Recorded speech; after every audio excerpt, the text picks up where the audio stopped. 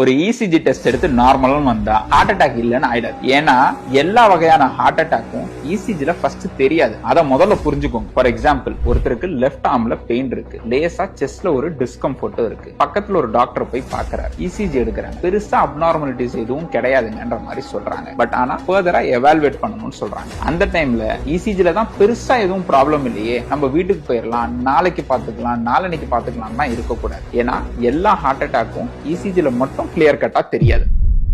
So இதுக்கு அடுத்து உங்க டாக்டர் பண்ண போற இந்த 3 முக்கியமான விஷயங்கள் தான் சம்டைம்ஸ் உங்க லைஃபே காப்பாத்துற விஷயமா இருக்கும். அதுல ஃபர்ஸ்ட் எக்கோ. சோ எக்கோல பர்டிகுலர் டெரிட்டரியில பம்பிங் கெப்பாசிட்டி கம்மியா இருக்கா, இல்ல அதனால ஏதாச்சும் வால்வ்ல லீக்கேஜஸ் இருக்கா. சோ சம்டைம்ஸ் ஏன் ஹார்ட்ல ஏதாச்சும் ஹோல்ஸே விழுந்துச்சான்னு கூட பார்ப்பாங்க. அதே சமயத்துல உங்களுக்கு ஒரு பிளட் டெஸ்டும் பண்ணுவாங்க. அந்த பிளட் டெஸ்ட்ல ட்ராப்பனின்ன்ற என்சைம், இது உங்க ஹார்ட் மசில் பிரேக் டவுன் ஆகிறப்போ ரிலீஸ் ஆகிற ஒரு என்சைம், அது எலிவேட்டடா இருக்கான்னு பார்ப்பாங்க. சோ மெஜாரிட்டி ஆஃப் தி பீப்புளுக்கு இங்கேயே ஹார்ட் அட்டாக் இருக்கா இல்லையான்றத கண்டுபிடிச்சிட முடியும். சோ ஒருத்தருக்கு எக்கோவும் நார்மலா இருக்கு, ட்ராப்பனினும் நெகட்டிவா இருக்கு, ஆனா அவங்களுக்கு செஸ்ட் பெயின் இருக்கு, இசிஜில அந்த மைல்டான சேஞ்சஸ் இருக்கு, பிளஸ் டாக்டரோட சஸ்பிஷன் ஹையா இருக்கு அப்படின்னா அவங்களுக்கு அன்ஸ்டேபிள் ஆன்ஜினான்னு டயக்னோஸ் பண்ணுவோம். அவங்களுக்கு கொரோனரி ஆஞ்சியோகிராம் பண்ணாதான் நம்மளால ஷூரா சொல்ல முடியும் ஹார்ட் அட்டாக் இருக்கா இல்லையான்ட்டு. சோ ஒரு இசிஜி மட்டும் முடிவு பண்ணாதுங்க ஒருத்தருக்கு ஹார்ட் அட்டாக் இருக்கா இல்லையான்றது. அதை தாண்டி ஒரு டாக்டர் ஏதாச்சும் செய்யணும்னு சொன்னா தயவு செஞ்சு அதை செய்யுங்க.